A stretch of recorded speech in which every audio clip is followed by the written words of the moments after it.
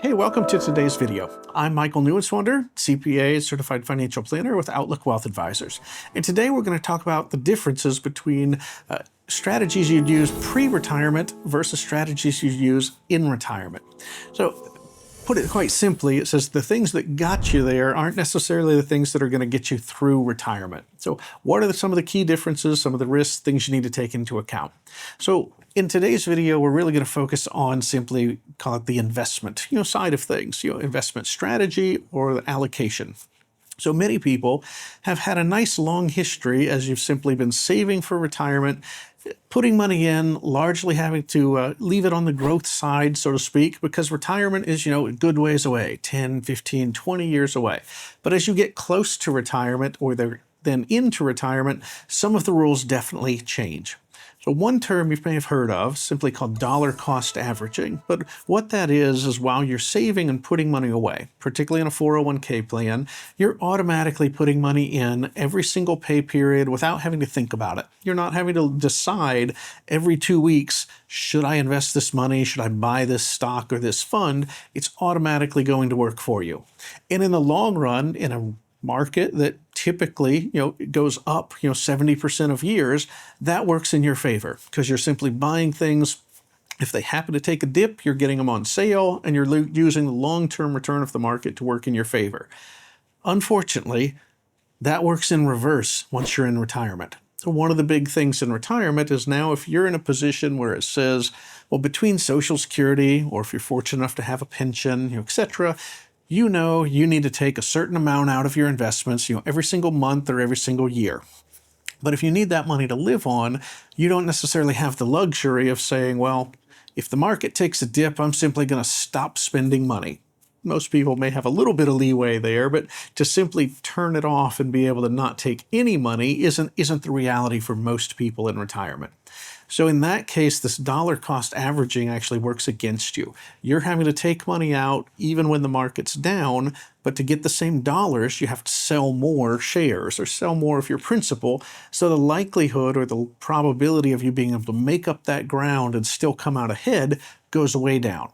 So the idea of simply investing for the long term, focusing only on an average rate of return can actually be a big mistake in retirement. And so speaking of, that second mistake, focusing on the average rate of return. I'll give you a very simple but extreme example.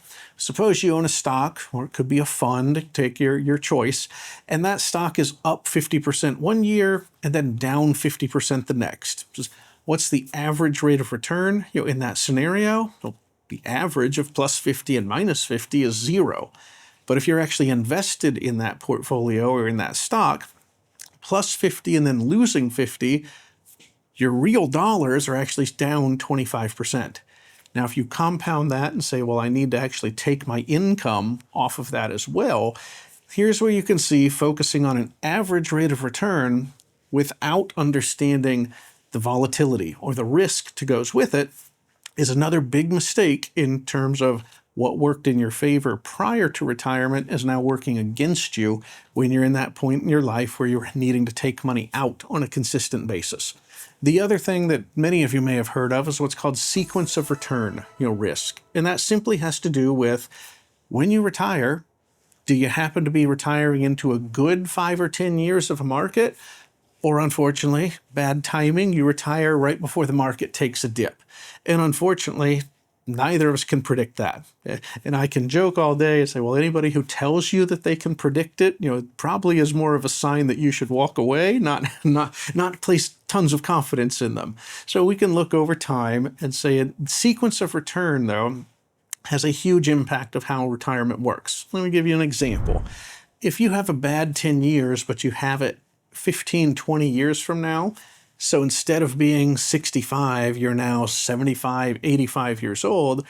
One, you've had 20 years of a good return on the front end, so you're probably ahead of schedule, if you will, or doing pretty well. But then if a bad market hits, we don't know for sure, but we could say at 85, you may not have another 20 years to go, for most people, so you simply don't need the money to last as long. But if you take that same scenario and now you have a bad return in the first 5 years or so of retirement, what you were counting on to potentially last another 20 or 25 years has now taken a 20, 30% hit right off the bat on top of the money you actually needed to live on. The likelihood of that being able to recover and leave you in a good long-term position has now significantly been reduced. So the key lesson is doing what you were doing prior to retirement. Simply putting money away, focusing on a long-term return without a lot of emphasis or understanding on how much risk you're taking or exactly where that income is going to come from is a huge mistake compared to the strategies when you are retired, needing to understand not just return, but also the risk, the downside, the volatility of the investments, the overall income or where return is coming from. Is it coming from dividends and income you can count on as opposed to simply a high growth rate? And putting all that in a timetable that fits with your life expectancy, your time frame for retirement, and understanding that when we've had a bad market, historically it's been 3 to 5 years for a full recovery.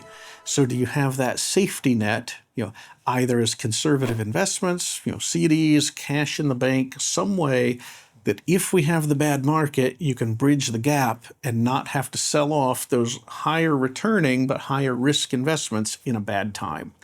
So this is ultimately what we at Outlook Wealth Advisors would call your retirement income plan. So income and investment strategy also go hand in hand with ultimately tax strategy and distributions. So these are the areas we touch on quite a bit for our clients at Outlook Wealth. But if you have questions in these areas or want to learn more about some of these other topics, make sure you subscribe to our channel where we've addressed things such as tax implications in retirement, as well as different types or different alternatives for some of the more conservative investments you can also utilize in retirement. But one of the key lessons for today is to make sure that you don't rely on the same strategies that you used simply getting to retirement, where the main focus was simply growth and long-term savings. Those same strategies are not going to be the ones that can get you through retirement, where you need to address volatility, taxes, distribution, as well as the overall rate of return.